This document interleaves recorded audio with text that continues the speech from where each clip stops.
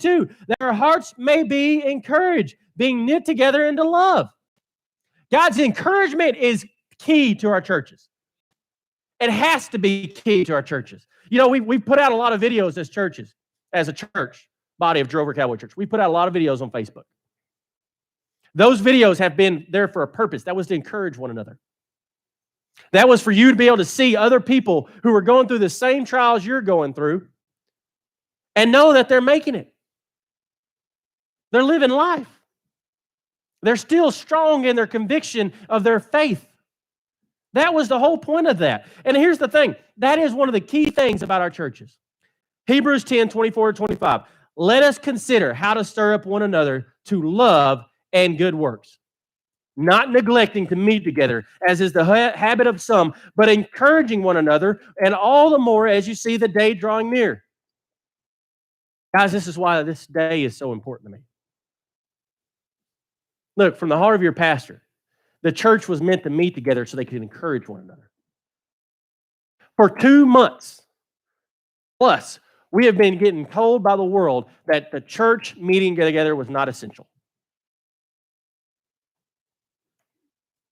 Guys, if y'all didn't hear, there was a pastor in Three Trees Cowboy Church, Tracy Wilson, last week, preached on why the church is essential. Great message. Look it up. Go watch it. But the church body meeting together is more essential than anything else that is going on in this world. It is, that's God's word. And you got to understand, if God's word says, let us consider how to stir up one another to love and good works, not neglecting to meet together as is the habit of some, but encouraging one another. If God says that, His word says that, then we should believe that. And we've got to get our hearts right on this, okay? We've got to get our hearts right, because here's what's going to happen in the future. It's going to be easier and easier for people to say, church meeting is not essential.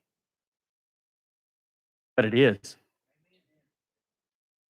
It is essential. It is essential so we can lift one another up. Because here's the thing, that all these people sitting at home, ask the police, domestic violence calls have skyrocketed.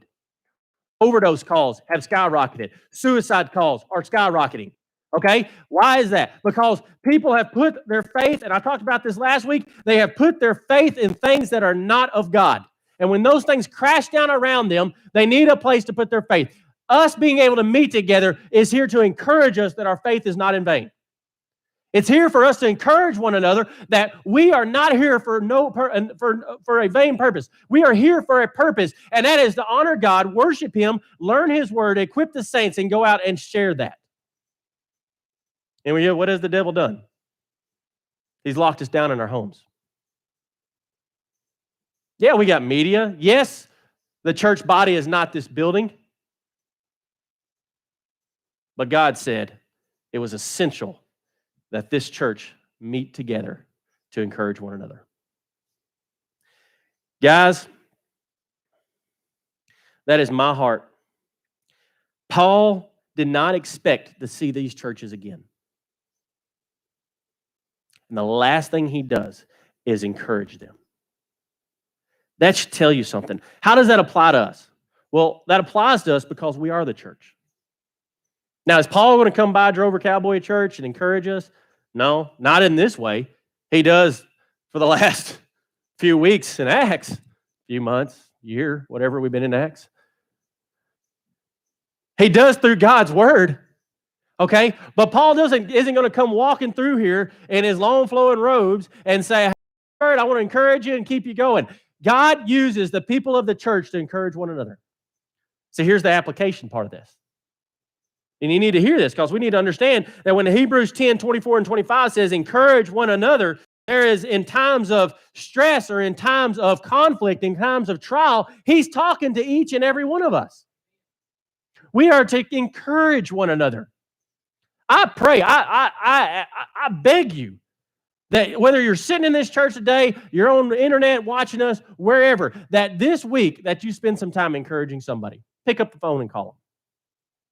Holler at them across the fence, whatever it may be. Encourage somebody. That's what the church is supposed to do. And so you say, well, how are you going to take this, pastor, and you're going to apply this to mothers?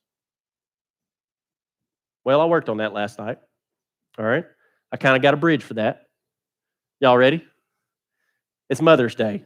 I'm not talking to the rest of y'all. Oh, come on. I got to get a laugh or something. Anthony's sitting there with his handlebar mustache, and he's looking at me like he's ready to shoot me. So here's the thing, guys. Look, mothers have a very unique way of encouraging people. Every one of us should encourage one another. But there's something about a mother's love. I don't know what it is. At some point, after they have a child, God turns on like the caring, compassionate side of them, and they can encourage you at the drop of a hat. There's something about a mother's love that does that. And you say, what do you mean? They weren't caring and loving beforehand? They were, but on a different level. Anybody can save me now at any point in time they want to. Here we go. Here's the thing. Once you have children, for some reason, mothers have got this unique ability, this unique quality to lift people up. And what it comes from, I think, is trust. And it's trust that allows you that when a mother encourages you, it allows you to go out past your comfort zone. It allows you to go further than you normally would in order to do things that you normally wouldn't do. Because why? Because mom said I could.